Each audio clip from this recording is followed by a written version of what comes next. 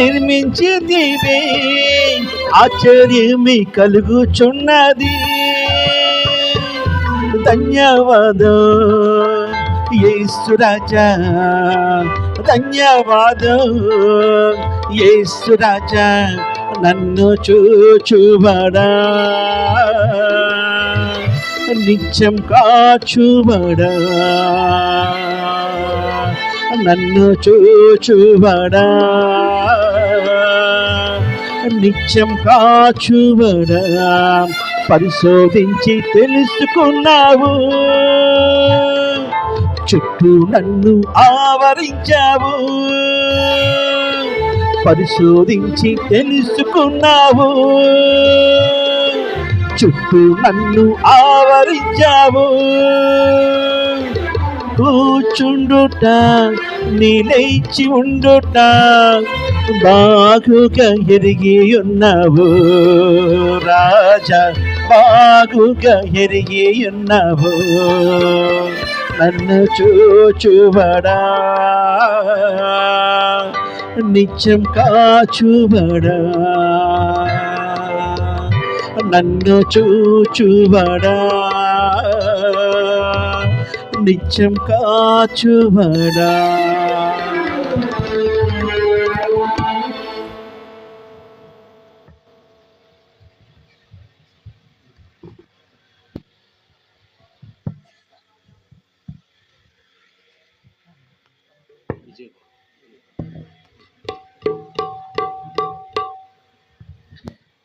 పాట పాడిన ఐజాక్ అన్నకు ప్రభు పేరట వందనాలు చెప్తున్నాం.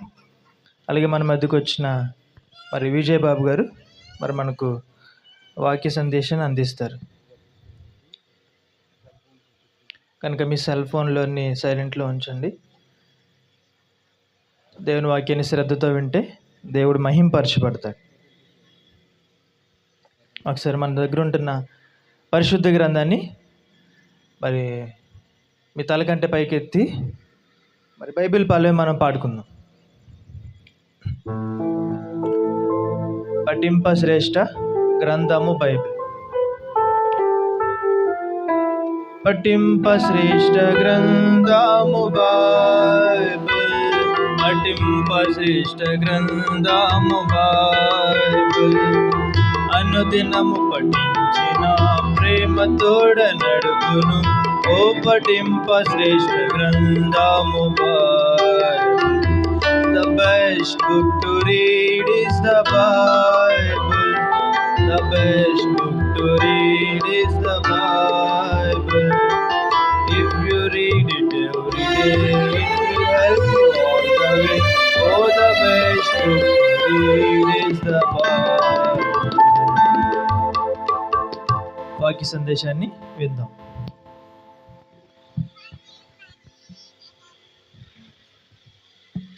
మొదటిగా తండ్రి అయిన దేవునికి మరి నా స్తోత్రములు చెల్లించుకుంటున్నాను. అలాగే మరి అధ్యక్షుల వారికి నా ప్రత్యేక వందనాలు తెలియజేసుకుంటున్నాను. అలాగే మరి పాల్ స్వరూప్ గారు చాలా అద్భుతమైనటువంటి టాపిక్, పునరుద్ధాన సభలు, మరణ భూస్థాపన, పునరుద్ధాన సభలు. ఈ ఆలోచనే గొప్ప ఆలోచన. ఆయనకి మరి నా ప్రత్యేకమైనటువంటి వందనాలు, వారి కుటుంబ సభ్యులకి కూడా నా ప్రత్యేకమైనటువంటి వందనాలు తెలియజేసుకుంటున్నాను. మరి ఈ గ్రామానికి పరిచయం చేసినటువంటి సహోదరులు, మంచి ప్రార్థనా పరులు, స్వస్థత వరాలు కలిగినటువంటి మరి మిత్రులు, కావలసినటువంటి వారు దైవజనులు, మరి గమానియేలు గారికి నా ప్రత్యేకమైనటువంటి వందనాలు. స్టేజింగ్కి అలంకరించినటువంటి దైవజనులకి, అలాగే ఈ సభకు ఆహ్వానించబడి వచ్చిన ప్రతి ఒక్కరికి, సంఘస్థులకును గ్రామ ప్రజలకు నా ప్రత్యేకమైనటువంటి వందనాలు తెలియజేసుకుంటున్నానమ్మా. చాలా సంతోషం. ఈ పునరుద్ధాన సభలు అనేది చాలా అరుదైనటువంటి సభలుగా మారిపోయినాయి. ఈ పునరుద్ధాన అనే టాపిక్, ఈ పునరుద్ధానం గురించి చాలా తక్కువగా మనం వింటూ ఉన్నాం. దేని గురించి అయితే మనము పరిపూర్ణమైనటువంటి జ్ఞానం కలిగి ఉండాలో ఆ విషయంలో మనము దూరం అయిపోయాం ప్రియులారా. చాలా బాధాకరమైన విషయం. అయితే మూలపాఠంగా ఒక వాక్యాన్ని చదువుకుని మరి వాక్య భాగంలోనికి మనం వెళ్ళిపోదాం. కొరింథీయులకు రాసిన మొదటి పత్రిక 15వ అధ్యాయము 1 నుంచి 4 వచనాలు ధ్యానించుకుందాం. చదువుకుని మరి వాక్య భాగంలోనికి వెళ్ళిపోదాం. దయచేసి ఎవరైనా బైబిల్ తీసి చదవండి. మొదటి కొరింథీయులకు రాసిన పత్రిక 15వ అధ్యాయము 1, 2, 3, 4 వచనాల గురించి అక్కడ పౌలు గారు పునరుద్ధానం గురించి సాక్ష్యాన్ని ఇస్తూ ఉన్నాడు. ఆ విషయాన్ని మనం తెలుసుకుందాం. చదవండి తల్లి, చదవండి. మరియు సహోదరులారా, నేను మీకు ప్రకటించిన సువార్తను మీకు తెలియపరుచున్నాను. మీరు దానిని అంగీకరించితిరి, దాని యందే నిలిచి ఉన్నారు. మీ విశ్వాసము వ్యర్థమైతేనే కానీ నేను ఏ ఉపదేశము రూపముగా సువార్త మీకు ప్రకటించితునో ఆ ఉపదేశమును మీరు గట్టిగా పట్టుకొని ఉన్న ఎడల ఆ సువార్త వలనని మీరు రక్షణ పొందువారై యుందురు. నాకు ఇయ్యబడిన ఉపదేశమును మొదట మీకు అప్పగించితిని. అదేమనగా లేఖనముల ప్రకారము క్రీస్తు మన పాపముల నిమిత్తము మృతి పొందెను, సమాధి చేయబడెను, లేఖనముల ప్రకారమే మూడవ దినమున లేపబడెను. చిన్న ప్రార్థన చేసుకుని వాక్య భాగంలోనికి వెళ్ళిపోదాం. మహాపరిశుద్ధుడైన ప్రేమగల తండ్రి, ఇదిగో నాయన ప్రభా, నీ ప్రియ సహోదరులు స్థానిక సంఘ కాపరైనటువంటి పాల్ స్వరూప్ గారు ఏర్పరచబడినటువంటి ఈ యొక్క సభలను బట్టి మీకు నాయన వేడుకుంటున్నాం తండ్రి ప్రభా. ఆయనకి ఇచ్చినటువంటి మరి యొక్క ఆ యొక్క సభల యొక్క జ్ఞానం గురించి నాయన ఆ టైటిల్కు ఆయనకి ఇచ్చిన ఆలోచన బట్టి మీకు స్తోత్రంలో ప్రభా. ఈ యొక్క అన్నదేవరపేట గ్రామంలో ప్రభా అనేక మంది ఈ వాక్యాన్ని విని ఈరోజు నాయన ఇక 2వ దినం ప్రభా, మరి 3వ దినం కూడా ఉంది ప్రభా. ఈ సభలు ముగిసే నాటికి నాయన ప్రభా అనేక మంది నాయన పరిపూర్ణమైనటువంటి రక్షణ భాగ్యము పొందుకునే కృపను, అలాగే రక్షింపబడినటువంటి వారు నాయన తిరిగి లేస్తాం, పునరుద్ధానము ఉందనే విశ్వాసమును దయచేయమని, ఇదిగో జరగబోయే కార్యక్రమం అంతట్లో మీరు తోడు నీడుగా ఉండమని, ఇక్కడ కూర్చున్న ప్రతి బిడ్డ వారి యొక్క హృదయాన్ని తెరిపించి నాయన వినువారై ఉండకుండా విని గ్రహించుకునే శక్తి వరకు దయచేయమని యేసు పరిశుద్ధ నామంలో అడిగి వేడుకొంచున్నాం తండ్రి, ఆమేన్. చాలా సంతోషమండి. పునరుద్ధానము, ఈ పునరుద్ధానం అనేది మనము ఈ ఖగోళ శాస్త్రం చూస్తే సూర్యుని చుట్టూ గ్రహాలు ఏ విధంగా సూర్యుని చుట్టూ తిరుగుతూ ఉన్నాయో గమనించాలి.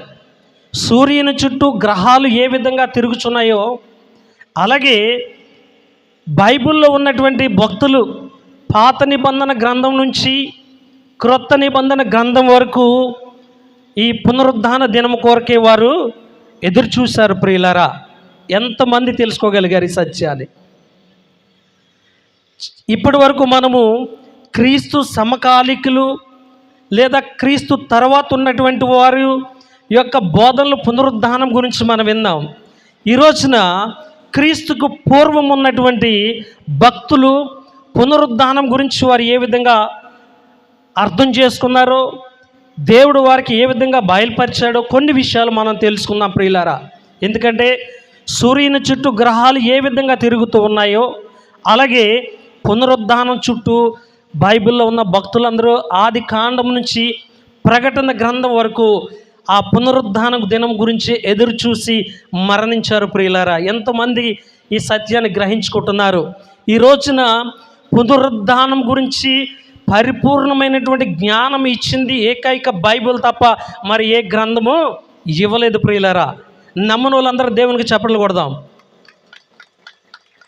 ఎందుకంటే యేసుక్రీస్తు నమ్ముకున్నాడో ఒక సహోదరుడు స్టీఫెన్ హాకిన్స్ అనే ఒక ఖగోళ శాస్త్రవేత్త, ఆయన ఇంగ్లాండ్ దేశానికి చెందినటువంటి వాడు, ప్రపంచంలో పెద్ద శాస్త్రవేత్తగా గొప్ప గుర్తింపు తెచ్చుకున్నటువంటి వాడు.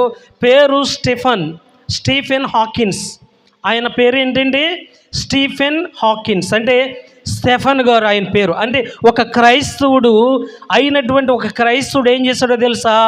చనిపోయిన తర్వాత మరొక బ్రతుకు లేదు అన్నాడు. అంటే బ్రతుకున్నప్పుడే జీవితం, మరణించిన తర్వాత ఆత్మ లేదు, దోమ లేదు, ఈగ లేదన్నట్టు, మరొక బ్రతుకు లేదన్నట్టు ఆయన బ్రతికి ఉన్న దినాలంతా కూడా ఇదే చెప్పాడు ప్రియులారా. 2012వ సంవత్సరంలో ఆయన మరణించాడు. పేరు క్రైస్తవుడు, పేరు క్రైస్తవ పేరు స్టీఫెన్.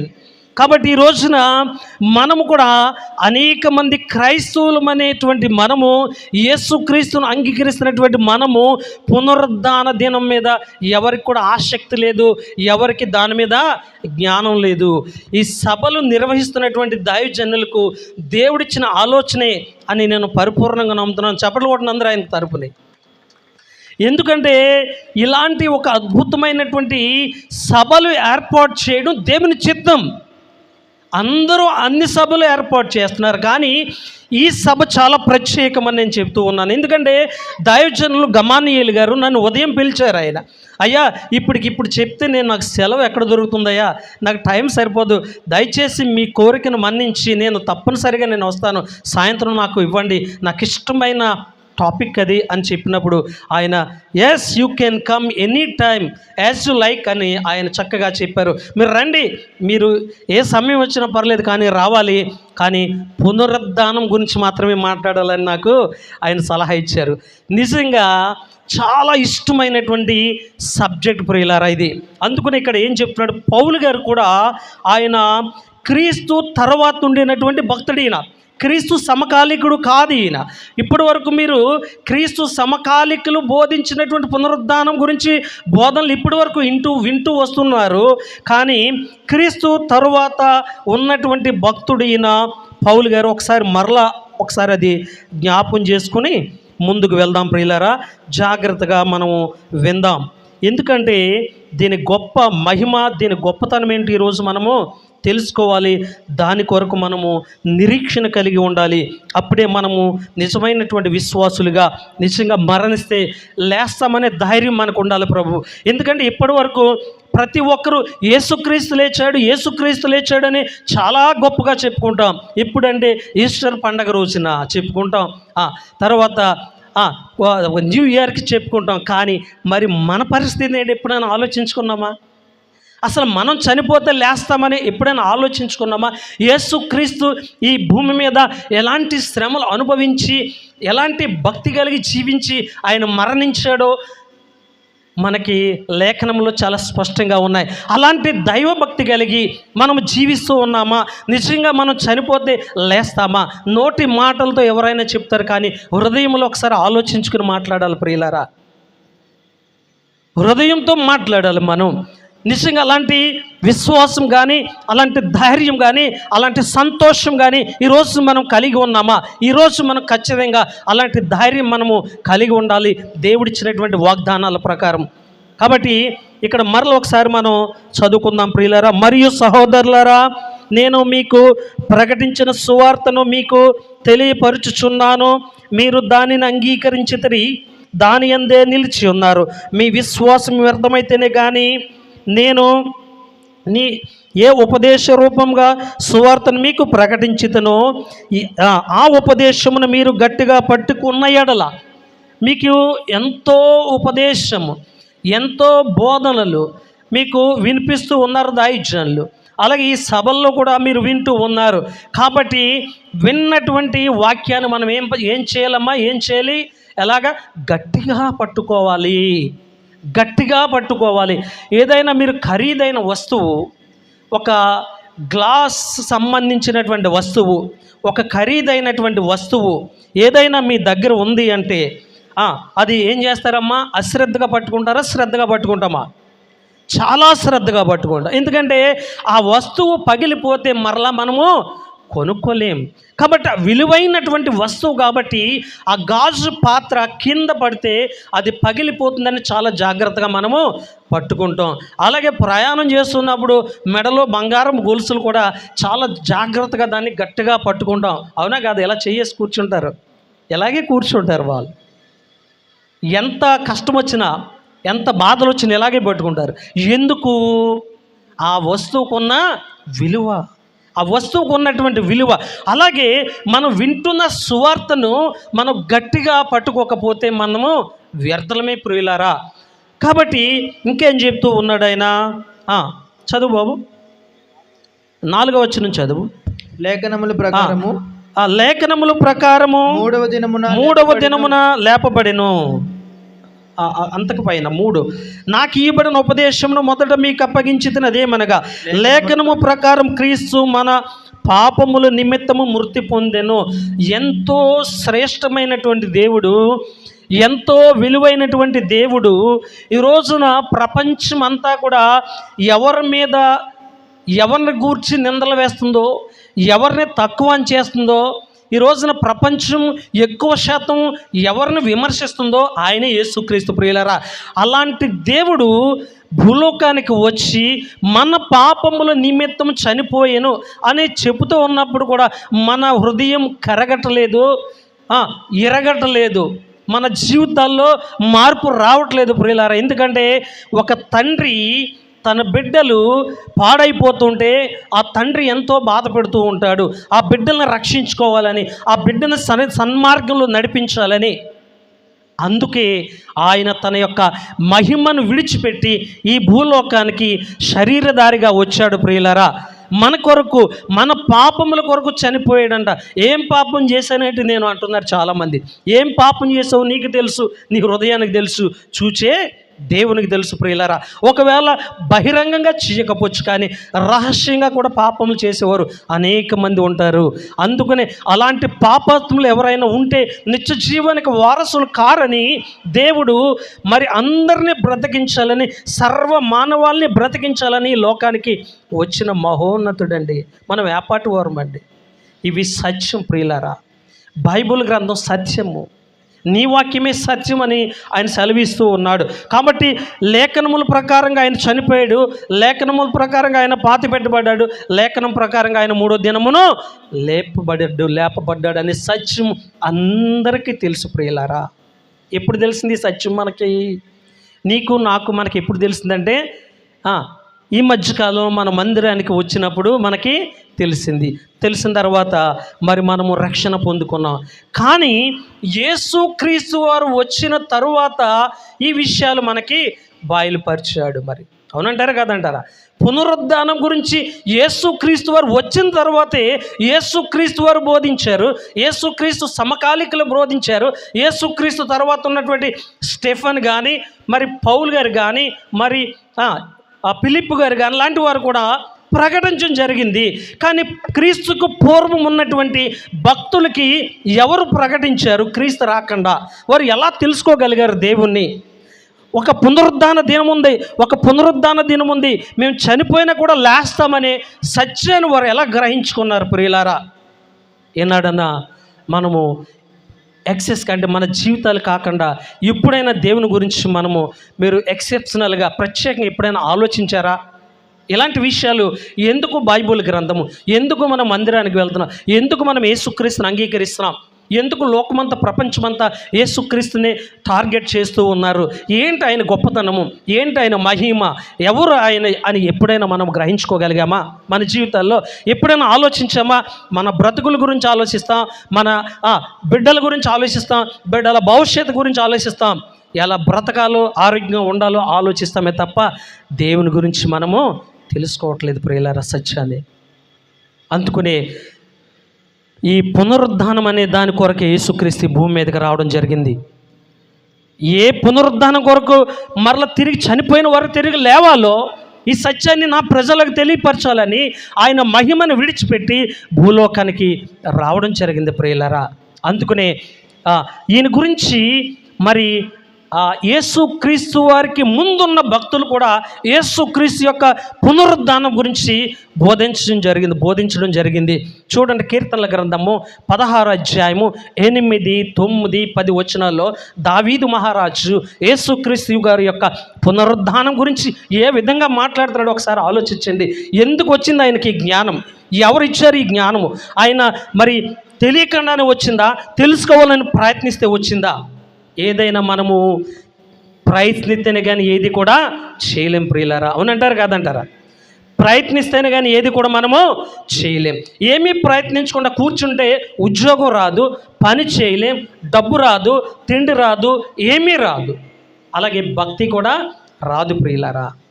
ఆయన మాట్లాడుతూ ఉన్నాడు. చదవండి సహోదరి. ఎవరు? సదాకాలము యెహోవాయందు నా గురి నిలుపుచున్నాను. ఆయన నా కుడి పార్శ్వమందు ఉన్నాడు గనుక నేను కదల్చబడను. అందువలన నా హృదయము సంతోషించుచున్నది, నా ఆత్మ హర్షించుచున్నది, నా శరీరం కూడా సురక్షితముగా నివసించుచున్నది. ఎందుకనగా నీవు నా ఆత్మను పాతాళములో విడిచిపెట్టవు, నీ పరిశుద్ధిని క్రుల్లి పట్టనీయవు. ఎంత గొప్ప విషయం ఉందండి. నా ఆత్మను పాతాళములో విడిచిపెట్టవు, నా శరీరమును కుళ్ళి పట్టనీయవు అని క్రీస్తుకు పూర్వం ఉన్నటువంటి దావీదు మహారాజు గారు యేసుక్రీస్తు వారి గురించి, యేసుక్రీస్తు వారి యొక్క పునరుద్ధానం గురించి, ఆయన మరణించాడు, లేఖనముల ప్రకారంగా తిరిగి 3వ దినాన లేస్తాడు అనే లేఖనము నెరవేర్పు కొరకు దావీదు మహారాజు గారి ముందుగానే ప్రకటించడం జరిగింది. ఏనాడన్నా మనం చదువుకున్నామా? దావీదు మహారాజు గారి జీవితం గురించి మీకు తెలుసు. ఆయన ఎంత గొప్ప జీవితం ఈ లోకంలో అనుభవించాడో తెలుసు. ఆయన ఎంత భక్తిపరుడో తెలుసు. దేవునికి ఎలా ఇష్టడుగా జీవించాడో తెలుసు. దేవుడు ఆయన ప్రత్యేకంగా ఎలా ఏర్పరచుకున్నాడో తెలుసు. ఎందుకంటే దివారాత్రులు ధర్మశాస్త్రాన్ని ధ్యానించాడు, చదువుకున్నాడు. ధ్యానించడం అంటే చదవటం అంటే కాదు.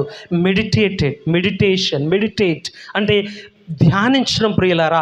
మనము ప్రశాంతంగా కూర్చుని ఒక్కసారి మన మదిలోకి మన చదివిన ఎన్ని కూడా ధ్యానించుకుంటూ ఉంటే ఆ జ్ఞానం వేరుపులేరా. అందుకుని చదవడం వల్ల దేవుని మనసు తెలుసుకున్నాడు. అందుకుని దావీదు నా ఇష్టానుసారుడని దేవుడే సాక్ష్యం ఇచ్చాడు ప్రియులారా. నమ్మని వాళ్ళందరూ దేవునికి చప్పట్లు కొడదాం. చాలా వందనాలండి. ఎందుకంటే మెలకుగా ఉండాలని. కాబట్టి ప్రియులారా, యేసుక్రీస్తు వారి యొక్క పునరుద్ధానం గురించి చెప్పబడింది. ఇదే విషయాన్ని యేసుక్రీస్తు చనిపోయి 3వ దినాన్ని లేచిన తర్వాత అపోస్తులు మళ్ళా ఏమయ్యారండి? పునరుద్ధరించబడ్డారు భక్తులు. మరల వాళ్ళు ఒక అగ్నిలాగా వెలిగింపబడ్డారు. అప్పుడు మొదలుకొని వారు హతసాక్షులైనంత వరకు కూడా దేవుని విడిచిపెట్టలేదు. ఏ దేవునైతే, ఏ యేసుక్రీస్తునైతే నిషేధించారో, ఏ యేసుక్రీస్తునైతే సిలువ వేశారో, వారు పౌరుషంతో యేసుక్రీస్తు వారిని మొదట పెట్టి వారు పునరుద్ధానం గురించి, రక్షణ గురించి అద్భుతంగా వారు మరణం అంతం వరకు కూడా ప్రకటించారు ప్రియులారా. అందుకనే అపోస్తల కార్యము 2వ అధ్యాయము 25 నుంచి 31 వచనాల్లో ఆయన చెబుతూ ఉన్నాడు. యేసుక్రీస్తు వారికి అక్కడ యోధా ప్రజలందరికీ కూడా, ఆయా దేశాలు చెదిరిపోయి వచ్చినటువంటి ప్రజలందరికీ కూడా యేసుక్రీస్తు వారి యొక్క పునరుద్ధానం గురించి, యేసుక్రీస్తు వారి గురించి చెప్తూ ఉన్నప్పుడు చివరికి వాళ్ళందరూ ఒప్పుకున్నారు. 25 నుంచి 31 వరకు మీరు చదువుకోండి ప్రియులారా. అప్పుడు ఆయన చెప్పినటువంటి బోధకు విన్న తర్వాత వారిలో ఒక ఆలోచన పుట్టింది. వారి మనసు, కఠినమైనటువంటి మనసు మార్పు వచ్చింది. అప్పుడు అడుగుతున్నారు, అయితే మేమేం చేయాలి? అలా అయితే మేము ఏం చేయాలి? మీ పాపముల నిమిత్తం మీరు రక్షణ పొందుకోండి, బాప్టిజం తీసుకోండి, పరిశుద్ధాత్మని వరం మీరు పొందుకుంటారన్నప్పుడు ఆ దినము నుంచి మించు 3000 మంది రక్షించబడ్డారు ప్రియులారా. అది నిజమైనటువంటి భక్తి. కనీసం ఈ 3 రోజులు మీటింగ్స్లో, ఈ 3 రోజుల మీటింగ్స్లో, 3 పూటల మీటింగ్స్లో 9 ప్రసంగాలు మీకు మరి ఇవ్వడం జరుగుతుంది. కాబట్టి ప్రియులారా, కనీసం 5గురన్నా రక్షించబడితే మేము ఎంతో ఆనందిస్తామని సహోదరులు చక్కటి మాట చెప్పారు. కాబట్టి ప్రియులారా, నిజంగా ఆ రోజు 3000 మంది రక్షించబడ్డారు ప్రియులారా. ఎవరు చెప్పారు వీళ్ళకి? ఎవరు చెప్పారండి యేసుక్రీస్తు వారి గురించి? ఎంత అద్భుతమైనటువంటి మరి ఈ మాటలు మనం వింటున్నాం. ఎవరు చెప్పారు వీళ్ళకి?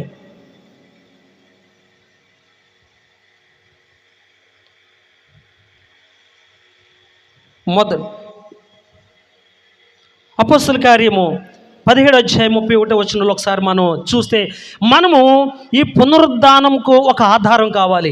ఏ విషయానికైనా మనకు ఒక ఆధారం ఉంటే మనము నమ్ముతామా లేదా? తోమా గారు ఎలా నమ్మారు యేసుక్రీస్తు వారిని? ఆయనకు ఒక ఆధారం చూపించాడు. ఏంటంటే ఆయన చేతిలో వేలు పెట్టి చూస్తే అప్పుడు తోమా గారు ఏం చేశారు? అప్పుడు విశ్వసించాడు. ఎక్కడికి వచ్చాడు ఆయన తోమా గారు? తోమా గారు ఎక్కడికి వచ్చారమ్మ శిష్యుడు? భారతదేశం వచ్చాడు. ఫస్ట్ కాలికట్ కేరళకు వచ్చాడు. కేరళలో 7 సంఘాలు స్థాపించాడు. భారతదేశం మీద దేవునికి ఒక ప్రత్యేకమైన ప్రణాళిక ఉందన్న సంగతి మీకు తెలియదు కాబట్టి, మీకు తెలుసో తెలియదో నాకు తెలియదు, కానీ దేవునికి మాత్రం మన మీద ఒక ప్రత్యేకమైనటువంటి ఒక ప్రణాళిక ఉంది ప్రియులారా. ఎందుకంటే మనది మరొక ఐగుప్తు దేశం లాంటిది.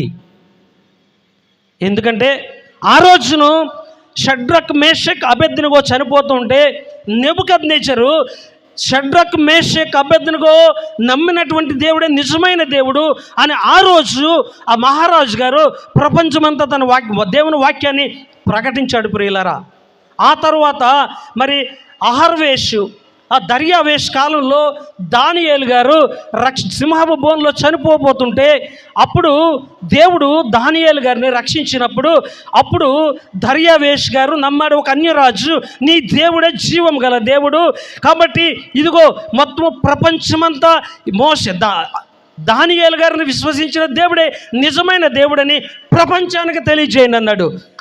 చప్పలు కొట్టిన అందరూ దేవునికి స్తోత్రం కలుగును గాక. ఇంకొక విషయం తెలుసా? అహర్వేష్ అనేది డరియస్ ది గ్రేట్ అని మేము చదివాం. అది మేము ట్రైనింగ్ బీఈడికి హిస్టరీ చదువుతున్నప్పుడు ఈ చరిత్ర అంతా మేము చదివాం. డరియస్ ది గ్రేట్ హ్యాంగింగ్ గార్డెన్ అంటే వేలాడే ఉద్యానవనము. 7 వింతల్లో మొట్టమొదటిది ప్రపంచంలో వేలాడే ఉద్యానవనమని నెబుకద్నెజరు మరి ఆ యొక్క హ్యాంగింగ్ గార్డెన్ని నిర్మించాడు. ఈ రోజున తాజ్మహల్ 7 వింతల్లో ఒక వింత ఎలా అని చెప్పుకుంటున్నామో, ఈ రోజున ప్రపంచంలో మొట్టమొదటి 7 వింతల్లో నెబుకద్నెజరు నిర్మించినటువంటి హ్యాంగింగ్ గార్డెన్, వేలాడే ఉద్యానవనము. ఇప్పుడు చారిత్రక పరంగా బైబుల్ అబద్ధమా నిజమా? నిజం ప్రియులారా. అందుకనే ఖచ్చితంగా ఇందులో ఉన్న ప్రతి మాట మనం విశ్వసించాలి. ఇంకొక తెలుసా? ఊర్ అనే పట్టణం గురించి మేము పురాతన హిస్టరీలో చదువుతున్నప్పుడు మరి అబ్రహాం గారు పుట్టినటువంటి ఆ ఊర్ అనే ప్రాంతం గురించి మేము చదవడం జరిగింది ప్రియులారా. ఎస్, ఆ ఊరు పేరే ఊరు. ఎస్, కాబట్టి ప్రియులారా ఈ రోజున మనకు ఒక నిర్ధారణ కావాలి. నిర్ధారణ లేకుండా మనము పునరుద్ధానం ఉందని కొంతమందికి డౌట్ రావచ్చు. ఒక ఆయన అన్నాడు, ఒక కాలేజ్ ప్రిన్సిపల్ గారు అన్నాడు, తమ్ముడు ఎంత బోధిస్తున్నావు, నిజంగా పునరుద్ధానం ఉందంటావా? What a wonderful. అసలు ఆలోచింపదగినటువంటి ఈ రోజున గొప్ప గొప్ప జ్ఞానవంతులు, పాండిత్యం ఉన్నటువంటి వారు, గొప్ప గొప్ప సైంటిస్టులు వారి యొక్క జ్ఞానాన్ని నమ్ముకుని దేవుని జ్ఞానాన్ని అశ్రద్ధ చేస్తూ ఉన్నారు ప్రియులారా. తెలుసా మీకు? అర్థమవుతుందా? దేవుని జ్ఞానాన్ని అశ్రద్ధ చేస్తూ ఉన్నారు. ఎందుకంటే వారికి ఉన్న జ్ఞానమే గొప్పది అని సందేహపడుతున్నారు. ఇలాంటి సందేహపడితే ఎవరైనా కనుక ఉంటే కనుక మనకు ఒక ఆధారం ఉండాలి. కాబట్టి ఆ ఆధారాన్ని బట్టి మనం కూడా ఈ రోజున పునరుద్ధానం ఉందని మనము నమ్మాలి. అపోస్తల కార్యము 17:31 చూద్దాం. అపోస్తల కార్యం 17:31. ఏథెన్స్ వారందరూ అక్కడ నివసించు పరదేశులను ఏదో ఒక క్రొత్త సంగతి చెప్పుట. అది కాదు బ్రో, 31 చూడు, 17:31. ఎందుకనగా తాను నియమించిన మనుషుని చేత నీతిని అనుసరించి భూలోకమునకు తీర్పు తీర్చబోయేడి ఒక దినమును నిర్ణయించి ఉన్నాడు మృతులలో నుండి ఆయన లేపినందున దీనిని నమ్ముటకు అందరికి ఆధారము కలుగజేస్తున్నాడు. మన అందరికి ఆధారము కలుగజేసిన దేవునికి స్తోత్రం కలుగును గాక.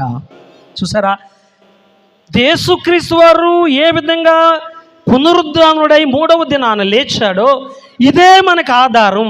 ఈ రోజున యేసుక్రీస్తు వారిని అంగీకరించి ఎవరైతే రక్షణ పొందుకొని బాప్టిజం తీసుకుని మరి రక్షణ జీవితము కొనసాగిస్తూ ఉన్నారో మనందరూ కూడా తిరిగి లేస్తాం. చాలామంది చాలా ఒక ఔషధాలు మెడిసిన్స్ కనిపెడుతూ ఉన్నారు. ఏంటంటే చావు లేకుండా మెడిసిన్స్ కనిపెడుతున్నారు గొప్ప గొప్ప శాస్త్రవేత్తలు. ఏమంటే దేవుని జ్ఞానము ఎవరికి అందిద్దండి? ఈరోజుకి సముద్రపు అడుగు భాగం ఎంత లోతుందో ఈరోజు కూడా కనుగొనలేకపోయారు. అవునంటారా కదంటారా? ఏంటి ఇన్ని సంవత్సరాలు మనకంటే ఐన్స్టీన్ తర్వాత ఇక గొప్ప గొప్ప సైంటిస్టులు ఉన్నారు, చనిపోయారు, శతాబ్దాలు గడిచిపోతూ ఉన్నాయి. ఈరోజు కూడా దేవుని జ్ఞానాన్ని పరిపూర్ణంగా తెలుసుకోవడానికి ప్రయత్నిస్తూ ఉన్నారు, కానీ విఫలమైపోతూ ఉన్నారు ప్రియులారా. ఎందుకంటే దేవుని జ్ఞానము ఎంత గొప్ప